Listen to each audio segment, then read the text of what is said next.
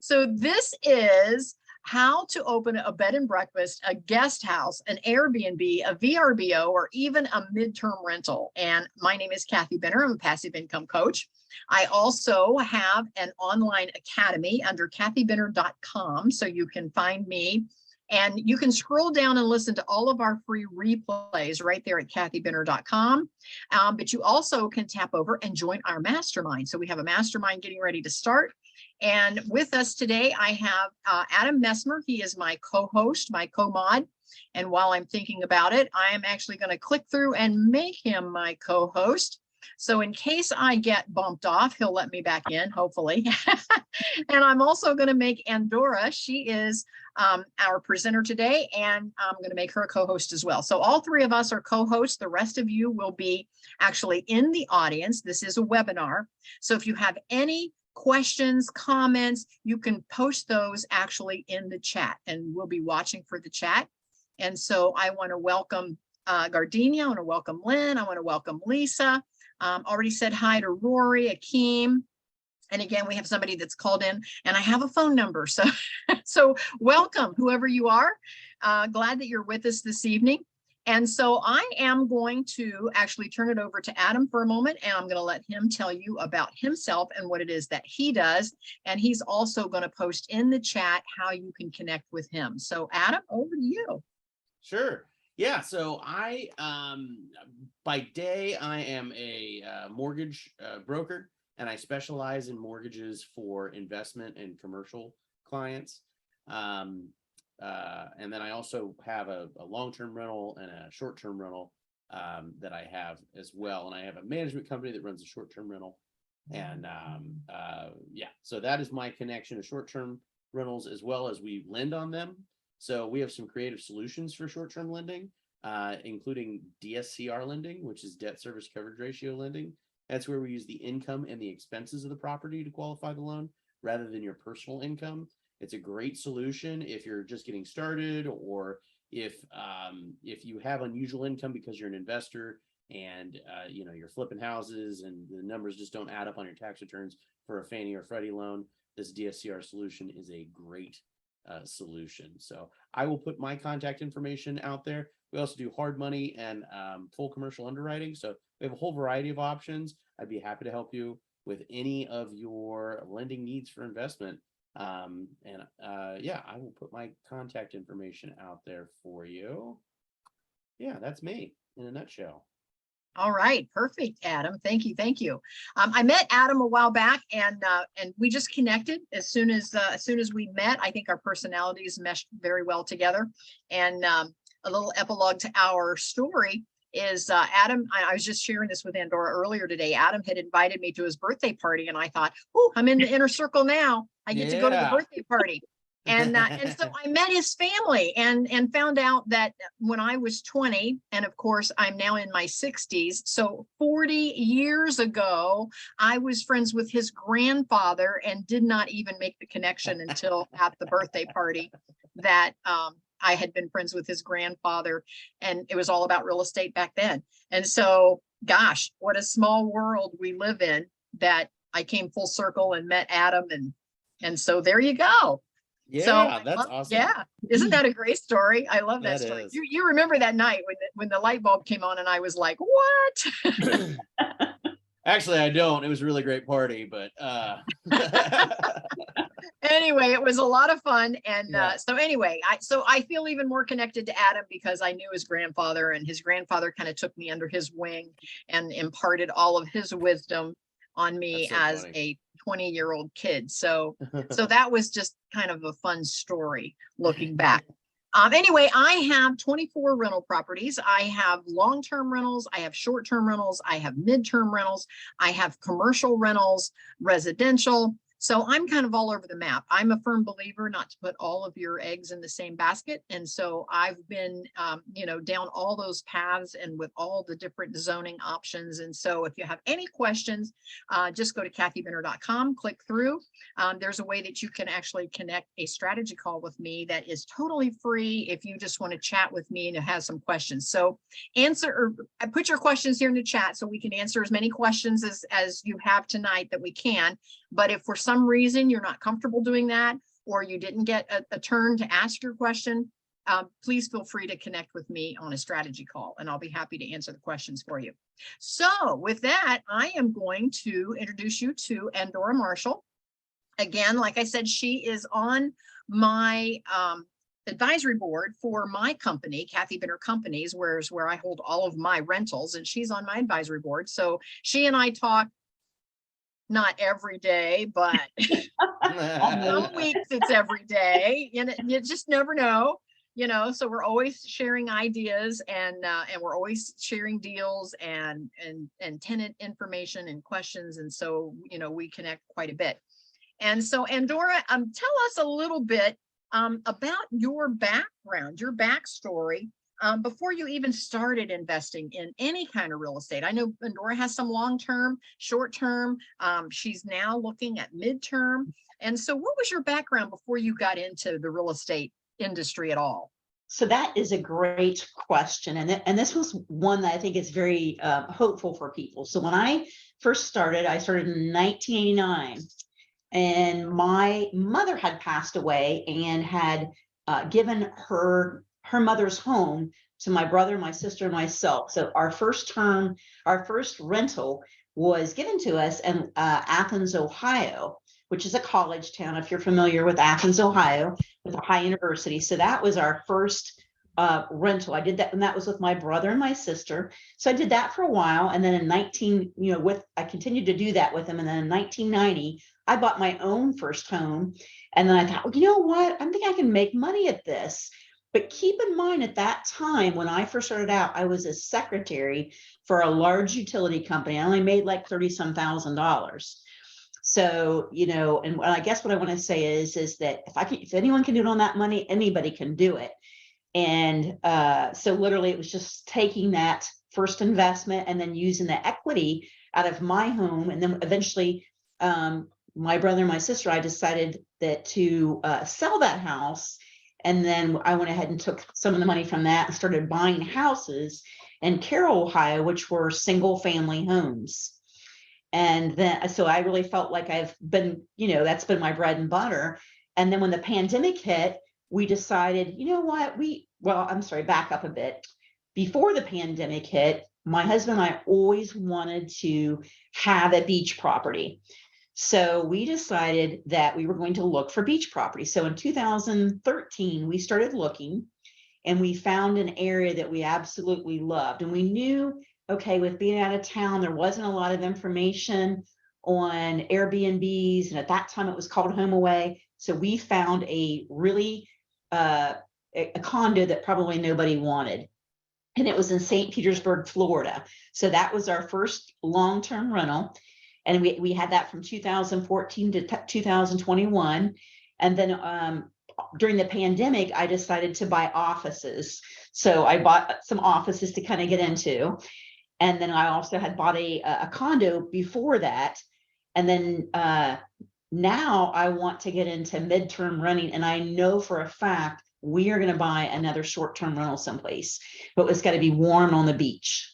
So I've been doing long-term rentals since 1989, and then flip forward, I'm thinking, okay, it's definitely, I love this whole short term. And one of my dreams, Kathy, I think you and I talked about this, is as a little girl, I wanted to have a bed and breakfast. I always thought that would be cool because I lived in a small town, and I thought, oh, this is going to be so fun because people are going to pass through, and you can get to meet new people all the time. And so anyway, enough about me. I'm rambling now at this point. But so, I've been doing long terms for a while. Well, you're kind of like me. I was 12 when I told my mom that I was going to retire someday and run a bed and breakfast. Now, I didn't even know what a bed and breakfast was at the time. I'm sure I read it in a book or something at age 12. Sure. I mean, I'd barely, been off the farm. So I've never stayed at a bed and breakfast. My parents, we didn't have the money or either that or they weren't into it, but we just didn't travel. Sure. And so when I said I wanted to, run a bed and breakfast someday, my mom even said, "What's that?"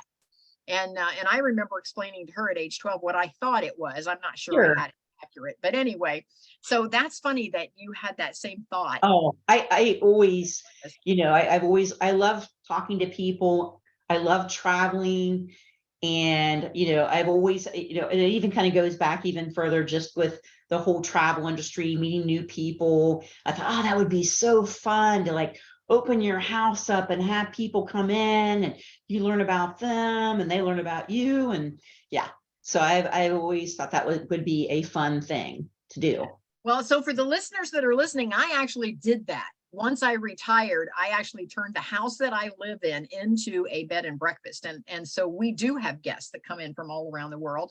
It slowed down tremendously through the pandemic, but now it's picking up again. I'm full almost every weekend. I'm as full as I want to be.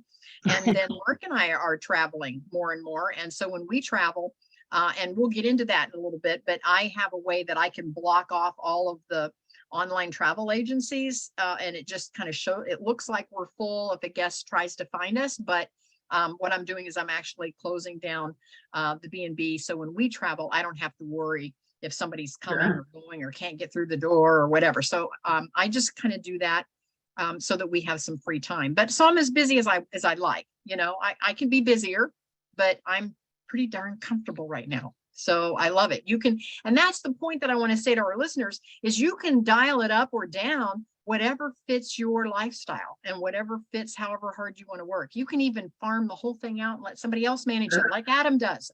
Yeah. Adam has a short-term rental and he just pays somebody to do it. So he doesn't have to worry about whether he's home or not home. And so you can do it all different ways. So how did you decide, Andora, that you wanted to buy the condo there in St. Pete? Were you price driven? Were you location driven? What was the driving force that made you decide that particular condo? So that is a great question. So all of those things, actually. I was price driven because I'm like, I'm doing something different. And, we wanted to enjoy the beach. We wanted to have that so we could go to on vacation and use it when we wanted. But we also wanted it to be a moneymaker. We knew that made the most sense.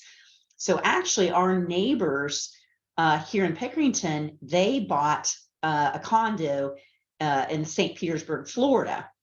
And so they were telling us how great it was and how they were doing this thing. And at that time, it was called HomeAway. So it wasn't Airbnb that we were using in 2014, but HomeAway. And that was just another online digital site. They're like, yeah, you can enjoy your condo. And when you're working full time back in Ohio, then you can, rent out your condo. I'm like, how do you do that? Like, what do you do with your personal stuff? So it was our neighbors that told us that they had bought a condo in St. Petersburg, Florida. And the great thing about that is they already had all these contacts to contractors, your HVAC, your electrical person, and that when we talked about these cool ways that you could furnish your condo from living in Columbus, Ohio, they gave us all these tips and trips, or tips and tricks to all that. So we kind of chose it based on the location, based on the fact that you could get on a plane. We knew that, okay, how long is it going to take us? So that's something you want to consider. Is it a 4-hour plane ride? Is it a 16-hour drive?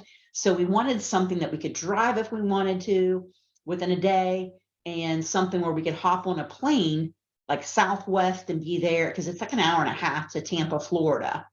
And then now they have Allegiant Air, which flies right into St. Petersburg. So those are huge considerations when you're looking to get an Airbnb or HomeAway, something of that nature, a short-term rental out of state. You want to really think about, how close is it for me to hop in the car? Or what is the plane trip like? How long is it and how expensive is it? So those are that was our big considerations. And price was huge. We didn't know what we were getting into, and we didn't want to overextend ourselves. So we got the condo that I think nobody really wanted in this complex, because the man had been in a nursing home and we literally had to gut it and start over. So price for sure. Yep, I get it. I was afraid, I always want to dip my toe in the water, so to speak. Yes. And I was afraid to jump in and have too big of an investment if I decided that I wanted to walk away from it or didn't want to do it, wanted to sell it, whatever. So we started with a single wide mobile home in Zephyr Hills, Florida, is how we actually got started. And I was just looking online and I found this single wide for $7,000. And I was like, what are you going to get for $7,000? And it was an older mobile home. It was only one bedroom.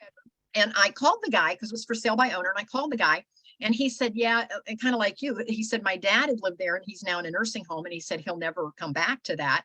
And so he said, at this point, he said, I just need, and his words, not mine. He said, I just need to dump it. And so I said, would you take 5,000 for it? He said, send me a check. So I bought that single wide for $5,000. Mark and I lived in that down there for 3 years. We lived half time in Ohio and half time in Florida.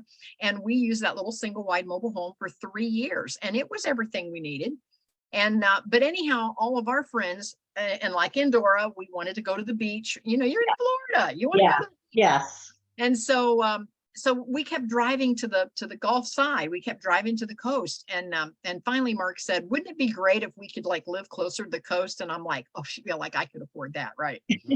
And so I started looking just as a hobby. Sure.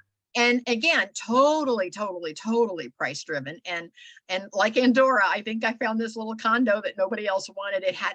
The whole building, it was built in 1974. And our unit was the one and only little unit that no one had updated since 1974.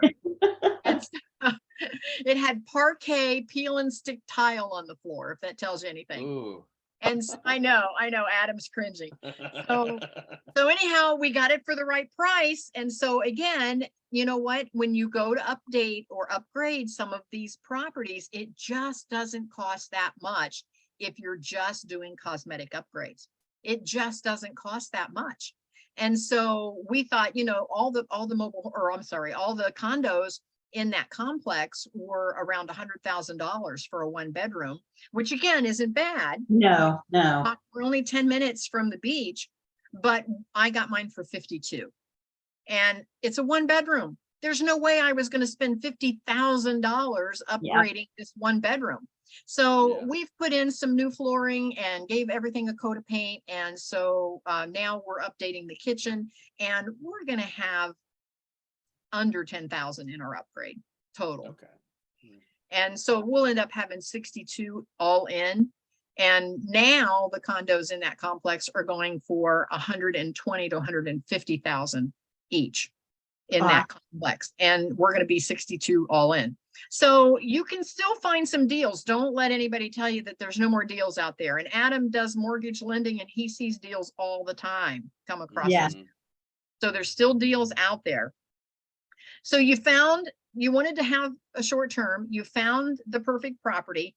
What did you have to do, Andora, for zoning to make sure that you could do what you wanted to do with it? Another great question. So this is huge, especially in Florida. Many people don't realize this, but when they go to Florida, the Carolinas, just anywhere now, that there are a lot of planning and zoning that prohibit Airbnb. So the number one thing is to work with a realtor who knows the area, who's familiar with, let them know right off the bat, you want to work with an investor-friendly realtor who is familiar with somebody who wants to do an Airbnb. So that's the number one thing, because you want that realtor to do the legwork for you and get into those deed restrictions and make sure that, you know, you can do Airbnb. So that's huge, you know, to make sure that. And then you also, once you have confirmed that they allow that, many places, like our particular place, stated that you couldn't rent any more than to one person, you know, or a family or whatever, every 30 days. So that meant in total, I could have 12 people, you know, 12 times where I rented out the condo. So luckily there's high seasons in Florida, and our high season in Florida was January to April. And that, you know, we tried to make it as much money as we could. Now, and again, you just have to kind of think about this when you're purchasing. Can you afford to make that payment when, you know, you just want to make it reasonable? But those are some of the considerations. A, can you rent it out? because you hate to buy something and then find out, oh, you can't use it as an Airbnb. That, that's very, very important to learn that, I would say. Yes, I agree. And so when we bought ours, that was one of our big questions to the HOA, because number one, we have, you've got the state of Florida, so they're going to have a Florida revised code. And then you're going to have whatever city or municipality that you're in, and they're going to have some zoning codes. And then you're going to have, if it's a condo or if it's in one of those mobile home parks, you're going to have an HOA, and the HOA will have some rules. And so you kind of have to just start at the top with whatever state you want to invest in, and then just go to the municipality that you're going to be in. And then if there's an HOA that your property is actually in an HOA, a homeowner association, you're going to have to investigate those rules as well. So like Andora, ours said that in Florida says, yes, you can have any kind of short-term rental. It's allowed in the code. Then when ours is actually in between Bradenton and Sarasota, we're not inside Bradenton proper, and we're not inside Sarasota proper. We're in between. So we're just in that particular county. So we had to go to the county and say, can we do short term? And they said yes. So then we had to go to the HOA that our complex is in, and they said yes, but unlike you, Andora, they said, we not only want you to rent it for a minimum of 30 days, but we only want you to do it 2 times a year. So where you could do yours 12 times a year, I can only do mine 2 times a year. And so really that's in Florida, that's still a go. See, that still is not a stopper, because if we have what they call a snowbird, somebody that wants to spend the winter in Florida, they usually want it for a couple of months or 3 months or maybe even 4 months.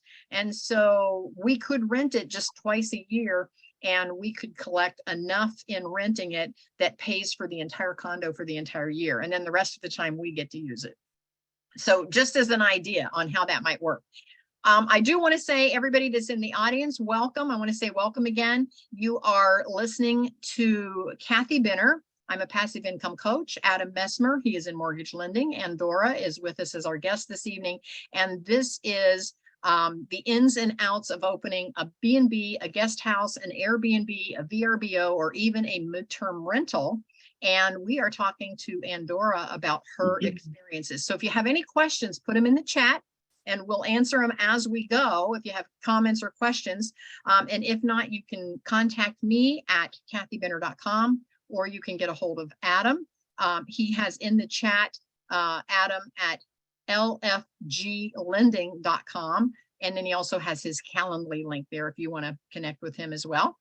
And so my next question for Andora is, when you started this short-term rental there in St. Pete, how did you get your bookings? And did it change over time, or did you just do I think it was called Home Away at the time, or did you ever eventually get on several OTAs? How did that work for you? So what we did was we chose at that time, because this is going back to 2014. So we went with Home Away, and we paid a flat fee, and I believe it was like $250 for the year. But as Home Away grew and became more prominent in the short-term rental, it was $450. So, you want it when you are looking at rentals, or you're looking to do Airbnb, you definitely want to take all these costs into consideration. So we used the digital platform, and we also used bookings.com.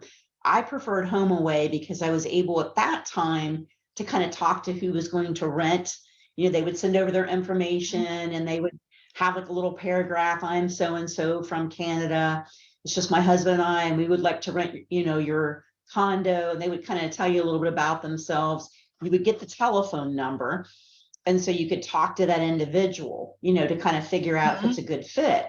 And then I created like a system, for, how I was going to, process this application, because you have a whole situation. Our condo association required that everybody have an application. They wanted to know the name of the person, everybody that was going to be staying there. So you had to build in all these processes for that.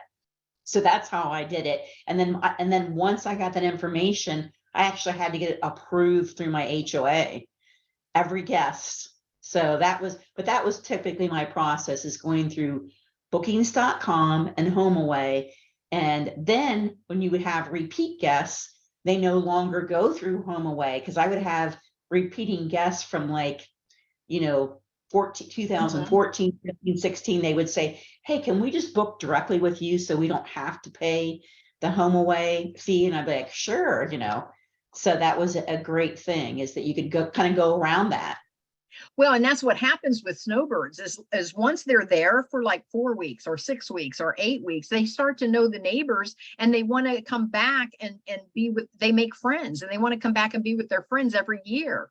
And so they'll book the same unit year after year after year. And so once you get a couple of happy snowbirds, you pretty much have your unit filled for as long as you want it to be.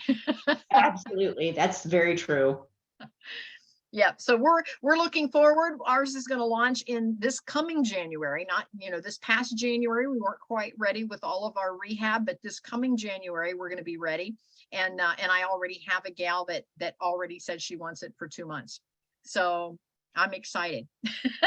Oh yeah, Yeah. absolutely. Yep. So that's very exciting for me. So now you got the booking, you've got them approved, you're going through all of that. What Sure. is your check-in? Describe your check-in process. How do you get them in the door when they show up, once they're all approved and they're ready to go?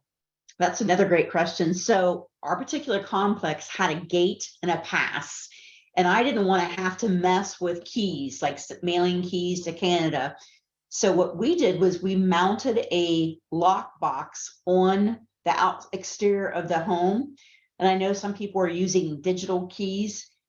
We were going to use a digital keys, but again, this is 2014 to 2021, and you've got salt water, and sometimes I was worried about the digital lock and not being effective. So we would mounted a lock box on the outside of the wall. We put a key in there. And when I would book them, I would give them all, I would welcome them and say, here is the code to get into the gate. And then they would use that code.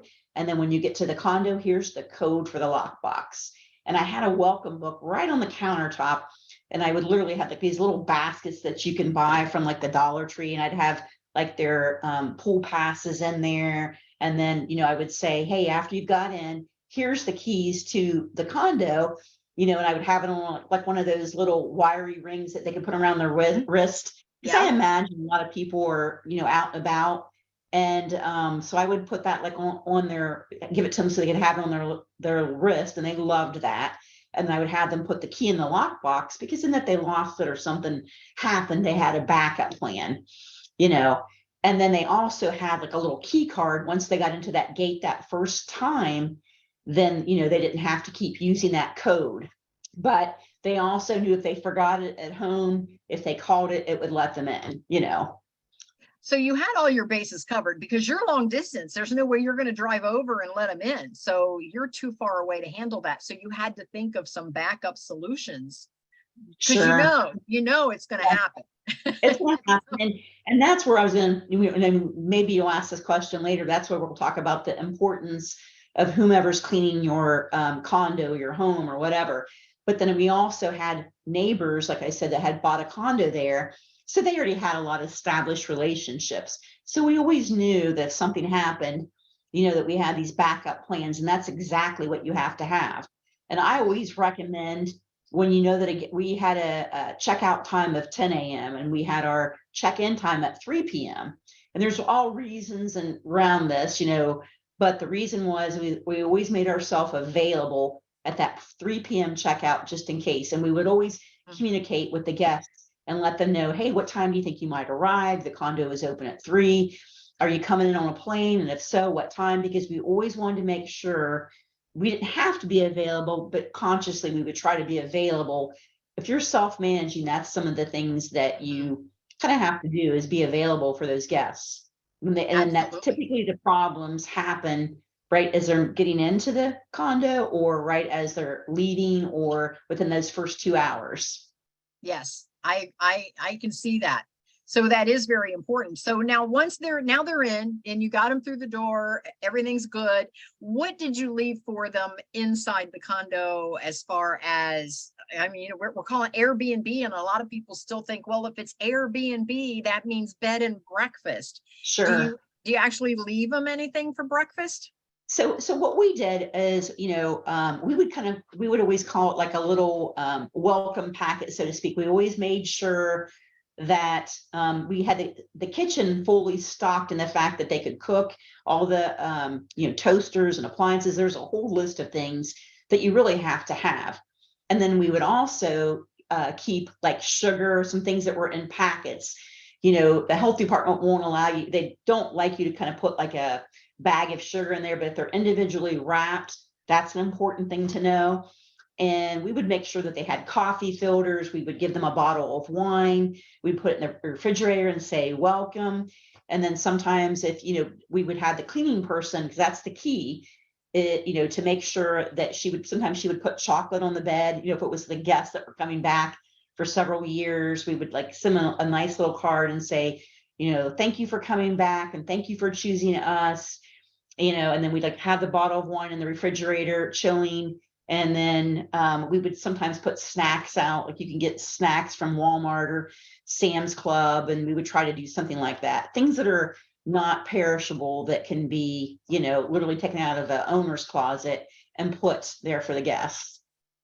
Great ideas. Yeah, those are some great ideas. Okay, take notes, guys, all of you that are listening.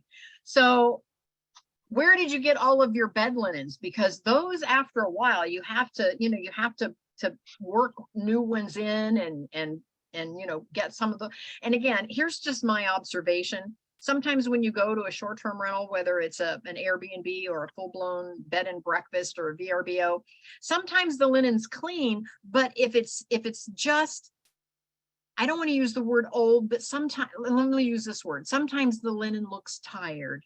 Yes. Yeah. And I always would try to avoid that. Yeah. Yes. Here's a couple of different things that we would do. I love Kohl's sheets, but then now you got Amazon and they have all those great sheets. And here's another thing. We had 2 bedrooms and 2 bathrooms. So we had 4 sets of queen sheets. And the importance of that is that we always knew that the cleaning person was cleaning one, they could take the other one with them. And then we would put the spare, or sometimes she'd have them both washed up, one on the bed and one in the closet. And I always like to get white or off-white because nothing is better. And then I would have her take, what do you call that stuff that you spray? That's like a little room deodorizer that you can put on your, like a fabric spray. I'd always say, please put this on top of the bed. And she would also do those little fancy towels and stuff. But it doesn't really matter as long as the towel is clean. I think the linens should be, personally, I think they should be white so you can bleach them and use that hot water. And then if you see that they're getting aging, you make sure that you tell your cleaner, hey, here's a brand new queen set size sheets here in the owner's closet. And here's the key. If these look like they're raggedy, get rid of them. And the same thing with the towels. I mean, you can get great towels from Kohl's. I just saw this week where Macy's was having great sales on sheets for like $39.99 I saw that. And then they had all these bed sets that were on sale. And then I can tell you time and time again, like the thing that we would always get complimented on was how clean and crisp everything looked. People really want that. And I think it's important to invest in fairly nice towels, even though they're going to come up missing, because it's going to happen. It's the cost of doing business. But I think having that thicker towel, if you get the thin ones, I don't think that goes as well. People want nice washcloths and towels. Now we chose white, but I will tell you with makeup and stuff, sometimes that doesn't always bode as well, right? Some people are using the makeup removers for that and keeping that right there. I think, you have to make everything easy for the guests, because they will follow the path of least resistance because they're on vacation. Yes. Ada just posted, she said, hi, Kathy, and all the panelists. She said, would it make sense to buy new bed sets and small TVs and basics to rent out 2 rooms within a home as an Airbnb or other short-term rental arrangement if I can only do so for a maximum of 3 to 4 months? Rooms are otherwise empty, clean, and freshly painted, and empty at this time, but would need minimal furniture to be ready for guests and listing. If your plan is to run a short-term rental, again, are you saying, and I guess this is my question to Ada, are you saying that you can only rent it for 3 to 4 months according to either your HOA or zoning, Or are you saying that you only have somebody that's interested for 3 to 4 months? Because if you want to rent it for longer, then just get it set up, get it ready to go, because there's no rhyme or reason when folks rent. You think, oh, they're only going to rent this time, or they're only going to rent. They'll if they're traveling there for some reason, they'll rent. So I would just get it set up and ready to go. Now, if you're only allowed to rent for 3 to 4 months, are you using it in the meantime? And if so, you can still furnish it. And if it's a vacation property, use it yourself. The thing that we're doing, and here was my big aha for me, and I don't know if it was for you or not, Andora, but, oh, she says, I will likely be relocating in 4 months. Buy stuff that you're going to want to keep. If you want to furnish it and rent it for now, just furnish it with, kind of keep it sparse, just the necessities, but stuff that you can then, infuse into your own furniture. But for me, of course, you have to have a bed, because it's a bed and breakfast, Airbnb. Yes.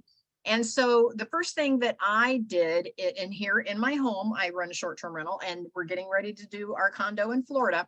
I ordered from Amazon, I put the entire mattress in one of those zip bags that can be sanitized.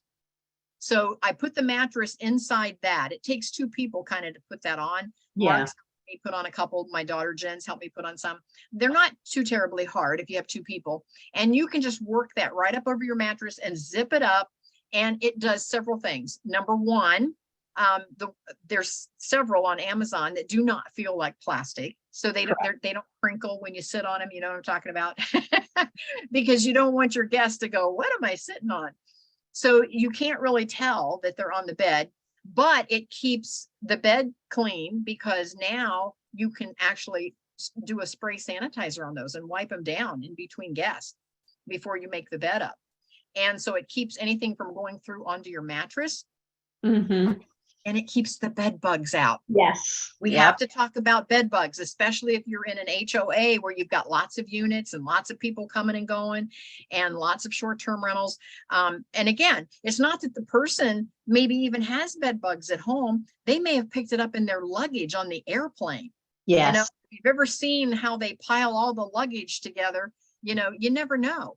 And so as for me, we automatically, and again, I've got a lot of years in the hotel industry, and I worked on the front desk and in management of hotels for many years, over 20 years. And so the hotels, they just have a routine maintenance program where they spray. And so we picked up on that, and we do the same thing. We just have a maintenance program, and that way you just never have to worry about it. And so now it keeps the bed bugs. Those bags keep the bed bugs from actually going down into and in around that mattress. And you can actually see them if you have any. And we've never had any, thank goodness, some wood to knock on. We've never had any, but I have seen them in the hotels that I worked in before. And you can see them. If you look close enough, you can, with a bright flashlight or a bright light, you can see them down in the little, the little creases of the mattresses. So anyway, if you're going to do this, check for that. And just get on some sort of a maintenance program. You can do it yourself. You can buy the spray and do it yourself, or you can hire a company to do it, but get on a maintenance program and put your mattresses in a zipper bag from Amazon. So those are my ahas. But as far as Ada, it sounds like you're wanting to maybe make some money on it until you can relocate there. Absolutely. Do some minimal furnishings that you want to keep. That way you don't have stuff that you're going to throw away. It's stuff that you can incorporate right into your own furniture, when you decide to relocate. How did you find a good person to do your cleaning? And did you have to go through a lot of different cleaning companies before you got the perfect one? That's the big complaint I hear all the time, is they either don't clean the way you want them to, or they kind of flake on you when you've got the guest checking in and it didn't get cleaned. There seems to always be a problem with cleaning. How did you find that perfect cleaning company? So I don't know that there's really any perfect cleaning company. I'll be honest with you. They all, what we did, here's another thing too, why it's important, I think, to go through a realtor who's investor friendly. He or she is going to be a wealth of information. And one of the things is, if she understands that you're going to do an Airbnb, she likely is going to have names of people that are cleaning, these different rentals in the area. And so we asked our cleaning person or our realtor, hey, what cleaning companies do you recommend, or what individuals? And then, we use that one. Then when you get into the complex, let's say it's a condo complex, you start talking to people within the complex. Hey, and you'll meet other people who have Airbnbs. Hey, who is your cleaner, or who do you use? Or better yet, if it's a neighbor who lives there all year round, hey, would you be interested in cleaning? I mean, that's like the best of the best. If you can get the neighbor next door or somebody within the complex who's interested, because guess what? When there's a storm rolling in or something, you can call that person, and that, you know what I mean? So there's just, because you want to use the cleaning staff is your boots on the ground, especially if you're out of state. So building that relationship with the cleaning person is huge, because they're going to tell you, again, when somebody leaves, with something broken, with something damaged, because they have the eye, they're going to notice there's something missing, but you're going to have to expect for, like I said, towels are probably going to come up missing, not because people intend to, but if you're in a beach location, they take them to the pool. Sometimes your silverware, because they're taking them to the pool, and your coffee mugs and your plates. It just happens. And the best place to buy those, I'm telling you, is Walmart Corelle dishes all the way. And get the white, because they never break. And you can find a good deal on a whole package of Corelle dishes, like sometimes for $24.97. But right now I've seen the price edging up. But again, it goes back to that cleaning person, because she's going to be your eyes and ears, or he or she is, into the property. She's going to let you know when things go wrong, but you also want to have a list for that person. Tiny little things that you wouldn't expect, such as you want to give them a kind of routine maintenance. Hey, please check the light bulbs of all the things. So you would keep light bulbs. Please check the batteries to the remotes and the TVs. Please check the fire smoke detectors. Make sure that those have it, or even your thermostat, which it also has a battery.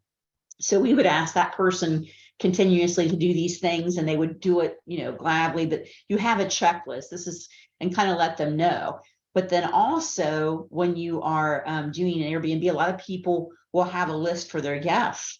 I saw some people where they would say, hey, please strip the beds and put them in the, and it depends on the area and how it's being done. And you can kind of find that out when you're talking to others, there.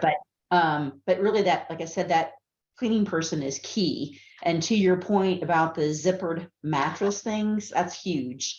And you can get those fairly inexpensive, but we also zippered our mattresses in, and then we also put that pad on top of it as well.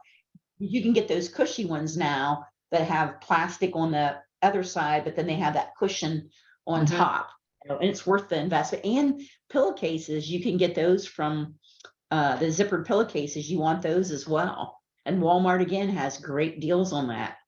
Yep, I agree. And again, what I said before, sometimes the linen just starts to look tired. And when the linen starts to look tired, it comes across to the guest as being dirty. When it isn't. Maybe it's been just freshly laundered, but if it's starting to get faded and get a little ratty on the edges, it just makes the guest feel like it's not clean. And really, it's just been used a lot, even though, because you're washing this stuff between every guest, and so it gets a lot of laundering. So just keep in mind, to keep things nice and fresh. And sometimes if a cleaning person, or even myself here, where I'm running, the B&B in my house, I get kind of blind to it, because I see it all the time, and I'm like, oh, it's okay. And so sometimes, and again, we like to travel, which is good for me, because when we travel and I go somewhere, it wakes me up a little bit. And then when I come home, I'm like, oh, I need to get some new towels. I need to get some new comforters. That place we stayed was awesome, and mine's starting to look a little tired. So it's time to retire those and get some new ones. So Adam, I know you've got a company that actually manages for you. How often, because you're seeing the invoices every month, how often are they infusing new linens and new towels and stuff into your short-term rental? It feels like every month. Um, I get it. I mean, You're like, there's, what? yeah. Um, I feel that, yeah, I mean, I feel like there's always something that comes up. So, I mean, not just towels and linens, Mhm. but the things that I'm shocked that people just take with them or destroy is amazing. Like frying pans. I feel like I bought more frying pans in the last year than ever before in my life. Are you buying like some copper coated pan that everybody loves and they decide to take it home? No, these are like $20. I mean, $20 for like a set of 3, I think is what it is, and Okay. of various sizes. But people just I think they're, I mean, and honestly, like I don't get too deep into the details, but they're either just completely destroying them or taking them, and it's just the weirdest thing. I don't know why. Well, But Where's your short term? I'm just curious by that because is it in a beach area? no, it's no. So something that we've talked about before is kind of the difference between destination spots and what I call utility spots.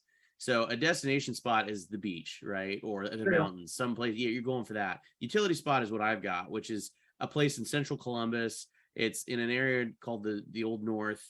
Mhm, And so it's just north of campus. So people will mhm. come not because of my house, but just because it's close to everything. And so that the other challenge that we get is combating parties and trying to prevent parties from happening because it is close to campus. So I think that is a piece of it. Sure. But and I will say the nice thing is when if there's something like significant, like I don't even know the story of what happened, but we had a couple claims of around $200 from Airbnb, and I mean they pay them like it. mhm. We submit the claim and they pay them, and it's fine. So it's not that big a deal, and I'm not personally dealing with it, which is nice. So I highly recommend a manager for that. I will say margins on that utility play have gotten a lot thinner. So, if you have a destination location in mind, like if I were to get into it right now, that's what I would shoot for. Something that's like a place where people want to be, not just, oh, it's close to stuff. Because I think there's been such an influx of people into this that those utility plays are a lot harder to make profitable, especially if you're using a manager. Rory has his hand up, or her. Is Rory a he or a her? I'm not sure. Rory, put your question in the chat and we'll answer it for you. Your question or comment. Yes. Ada says, where would you all suggest to get inexpensive yet quality mattress plus bed frame, nightstand, and TVs for her aforementioned situation where she wants to, kind of, put her contents in there, but then once she relocates, she'll infuse those contents into her own stuff. Gosh, I don't know. The last time I bought mattresses, believe it or not, Sam's Club has some pretty decent Yeah. beds. Absolutely. And for a great price. So check out Sam's Club for those mattresses. And I think you can do the bed frame there as well.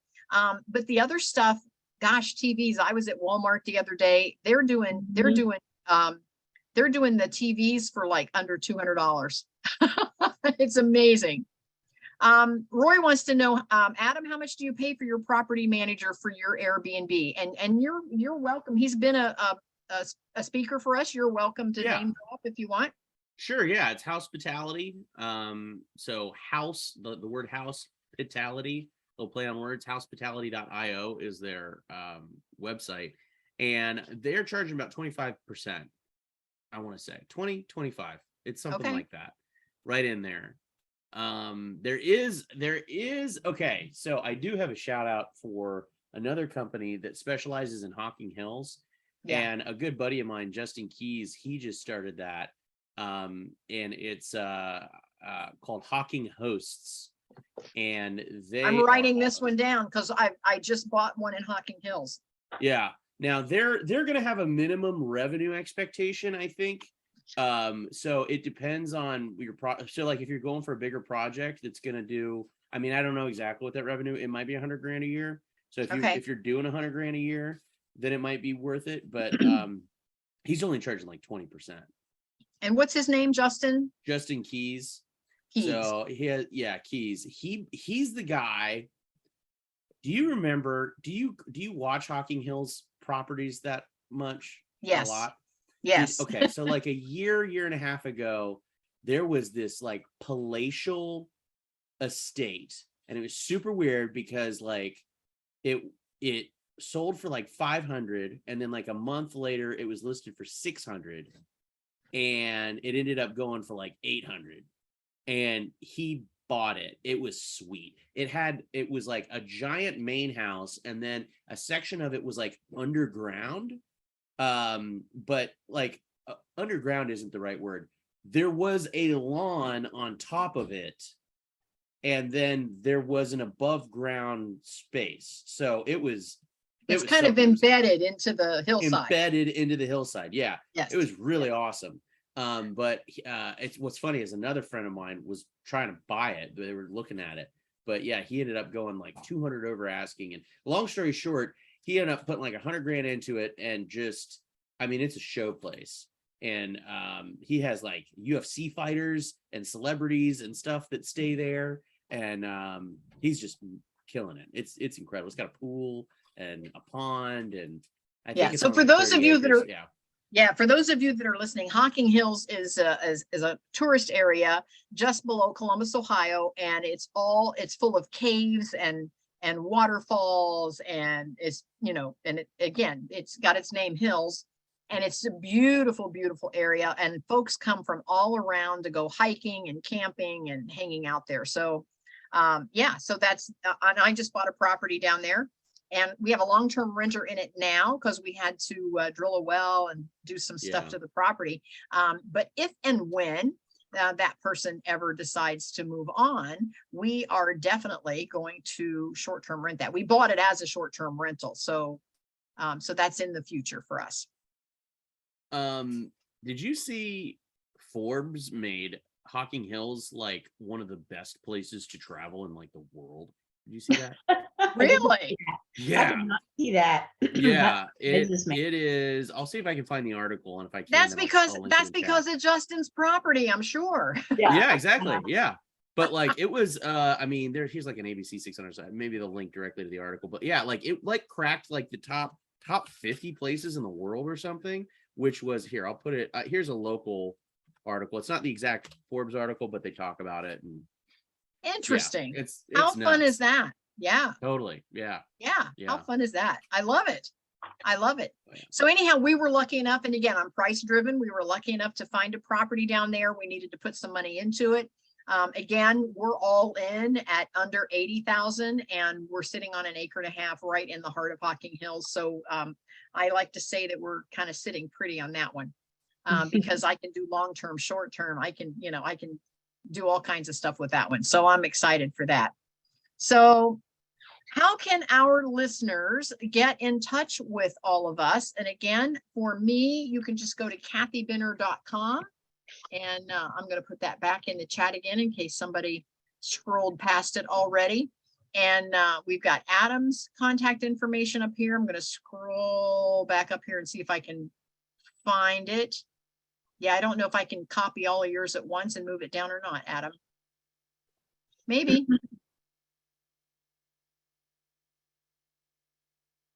So do you see that question where they're asking about midterm rentals? I think someone's wanting to know. Can you talk about that a little bit? I sure can. Let me scroll back down. It says, when you talk about midterm rentals, I'm not familiar with them. Yes, Rory, a midterm rental. And let me go back and just kind of give you the overview. I'm going to give you the 30,000 foot view of rental properties. You have long-term rentals. You can buy single family, you can buy a duplex, you can buy a fourplex, you can buy a whole apartment building. And those are going to be long-term rentals, and you would research your area and find out what are rents going for in your area for the square footage of your property. And you can pick a nice happy medium in there and put it out on the market, and you can rent it all day long. A midterm rental is kind of the same thing, but you're going to totally furnish it. I call it a hybrid between a short term and a long term, because you're going to totally furnish it like you would a short term, but you're going to rent it for more than 30 days, but less than a year. And it's for traveling professionals. It could be for some big CEO company guys that are coming through that have to be, in town for 6 months because they're opening a new company or a new factory. It could be for traveling medical professionals that hospitals are bringing in because they're short staffed. So they're bringing somebody in for 26 weeks or longer. And so that's what's considered a midterm. And so it's more than 30 days, but it's less than a year. And you're going to get about double the rent that you would get from a long term. But number one, you're going to pay all the utility bills and you're going to furnish it. And number two, you are going to have to flip it every so many weeks, maybe every 3 months, every 6 months, depending on how long your person is there. And then you have short-term rentals, which you're definitely going to have furnished to the point where you're going to, do the dishes in the cupboard in the whole 9 yards. And with short-term, you're going to get about 4 times the rent.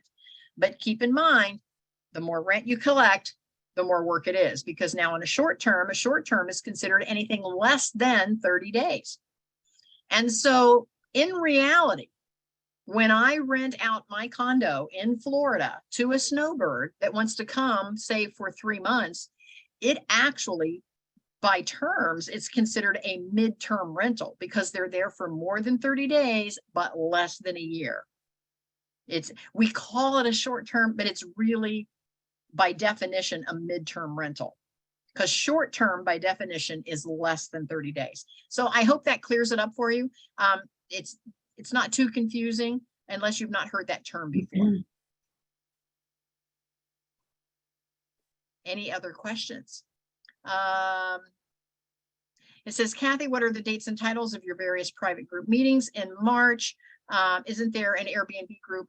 You can go to kathybinner.com. All of that is scheduled right inside my website at kathybinner.com. You can scroll down. I have 8 different lanes. You can go through and click on all the free stuff, and all the free stuff will give you the date, the time, and the Zoom code to tap in.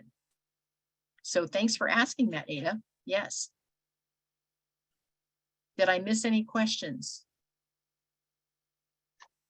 I'm looking. I don't think so. I think you've got them all. Okay. All right. So any aha for anybody in the audience? Did you have an aha moment in our conversation tonight? Like, yeah, I can't wait to get started, or no, I don't think I want to do that. It's true. Any aha moments out there? Mine, I think, is like Adam. I think, yeah, if I'm going to buy any more, I like the Hocking Hills or the one that I have in Sarasota, or like Andora and St. Pete. I think I would go for destination location for the short term, because you can always go backward. If it doesn't do well, you can always turn it into a midterm. If that doesn't work for you, you can always then step back and do it as a long term. So my advice is, when you're working your numbers, make sure that the numbers work as a long-term rental. Say, if all else fails and I have to just rent this thing out, can I rent it for enough to cover all my cost? So just make sure that you've got all your costs covered. You don't want to get in upside down. You don't want to get in over your head. All right, folks, I really appreciate everybody being with us tonight. Adam, thank you so much. You were another key factor. Oh, and Dora says, find a good realtor who understands real estate investing in Airbnb. Absolutely. Absolutely. You either have to have a realtor that understands it, or you have to be willing to do the footwork and make sure you don't get a property that you can't use the way you want to use it. Just be sure. And yeah. And to your point, even finding out I know when I was in St. Petersburg, Florida, I had to file taxes every month, even if no one stayed there, with the state of Florida. And then I also had to file them for Pinellas County. Even if it was 0, I had to go in there and fill out the form. So it's really about systematizing all your things once you get in there, and knowing what you can do and what you can't do, and what the rules and regulations are. And I can help all of you with that. If there's anyone in the audience that has specific questions, get in touch with me through kathybinner.com. I can walk you through all of that because I do the bed tax and the sales tax, and I can tell you the breakdown and how that works. I do the different inspections. I work with zoning. I do all of those things. So I can help you with all of that. Or be like Adam and just hire a management company. Yeah, right. You get it's an option. Option It one, is. self-manage, Absolutely. or option two, find somebody. And like I think you said, Adam, that I didn't know it was up to 25% now. I know years ago when I look back in 2014, it was between 10 to 12% for these, to have somebody yeah. managing. And in destination places like Hocking Hills, it's like 40%. I Yes. can't believe that. That's crazy. Yeah. Well, but that's why Justin thinks he's going to clean up, because at 20%, I mean, who wouldn't? Well, but you also have to understand the companies that are charging 40%, like in Hocking Hills, they're doing your maintenance too. Yeah. Yeah. But that should, you should have that. Like that should be part of it. And now you get billed. I mean, I get billed for any kind of maintenance from the management company, but they should have a guy or a handyman or somebody. And when you're flipping some of those big properties, I mean, they've got outside fire pits and fireplaces and pools and hot tubs. And so, your companies that are managing that, they're cleaning all of that. They're managing all of that. They're, so it's a lot bigger project. And again, it depends on what piece of the pie you're happy with compared to what you want to spend somebody else to do. It all comes down to time or money. Do you want to spend your time or do you want to spend your money? And then just go shopping for the best ratio that works for you. I see Ada has another question. She wants to know, do management companies take their payment gross off the top before taxes, cleaning, and any other expenses? So I guess that's for you, Adam. every management company is going to be a little different on how they calculate it. Mine actually has a fairly complex way to get to it. It's based on which platform also, because certain platform has certain fees and different ways that they pay. And so, I mean, 2025 is general. Now, the cleaning fee typically is a pass-through expense. So whatever the cleaning fee is, you just charge that to the client. And so it doesn't, nobody really makes any money on that other than the cleaner. And then they charge on whatever the gross revenue is net of the cleaning fees. But, they would, like, as far as taxes, they aren't going to charge you a fee on a tax. So like if we're collecting $25 in tax, they're not going to charge you a fee on that. You know what I mean? They shouldn't be anyway, right? They shouldn't be. Yeah. I mean, so then if, say, for example, if a place, and I'm just going to throw a number out there. So I think what their question is, if the place running for 2,000, what you have is a line item for taxes. I know I did when I rented my St. Petersburg condo out, like I got 3,500 for rent. And then I had a line item for the taxes that I had the guests pay. And then I had a cleaning fee that I had the guests pay. And that was it. And then so if there were any other expenses, that came out of my profit. So I would guess the management companies would do something very similar. They would take it out of that 3,500, not all these other cleaning things, but they're going to be doing the cleaning. So they're going to take that as a line item, right? Yes. I mean, now my management company contracts with cleaners. So, I mean, at the end of the day, if they don't have a contract cleaner, then the guy himself is going to go do it. You know what I mean? Sure. Because they got to flip that property. But Because I know go ahead. Sorry, Kathy. Well, my advice would be, if you're gonna do this and you want to have a management company, is just do a comparison spreadsheet for yourself. Just jot down, the high points, and then just ask all the different companies that you interview, how they handle that. And again, you're going to choose the best one for you. But don't forget to look at some reviews, because that's huge. To see if folks have had issues or whether that folks are happy with the services. So check out, it's just like your own, Airbnb where you're getting reviews. Be sure and check out reviews for the management company.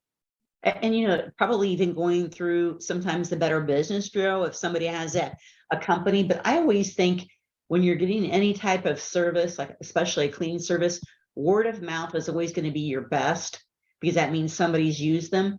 And then, like I said, I hate to keep going back to that realtor, but whomever sold you that property, you really need to tap into that person and ask them for a lot of resources, especially, if you're here in Ohio and you're wanting to buy one in South Carolina, it's a great time to say, hey, this is what I'm going to do. Do you have a cleaning person? Do you have this? Do you have that?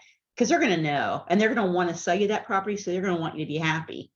Because guess what? If you sell it later on down the road and they gave you good advice, you're going to go back to them and sell it. So it's only to everybody's, it's a win-win for everybody. Right? Absolutely. Absolutely. But if you don't have a realtor that is that familiar, be sure that you do your homework. Just don't get into a property where you get over your head and you can't do what you want to do with it. Make sure that it works. Yep. Do your due diligence. And look at those deed restrictions, or like you said, those the area to make sure that they're going to allow Airbnb, because a lot of places now are starting to really, really have changed their guidelines for that. So yeah, absolutely. Perfect. This has been great conversation. Andora, thank you so much for being on with us tonight. Adam, thank you for being with us as usual. I always love to see Adam. We're back in town, so I'll see you at some of the networking stuff, Adam. absolutely. Sounds perfect. So we'll be out there hanging out. So anyhow, if you want to connect in any of my networking groups or any of the stuff that we're doing, tribe trips, we're always doing something. Just check on kathybinner.com and click through and join us. So until next time, we will see everyone next month. all right. Bye. Bye, guys. Bye. Thanks. Bye.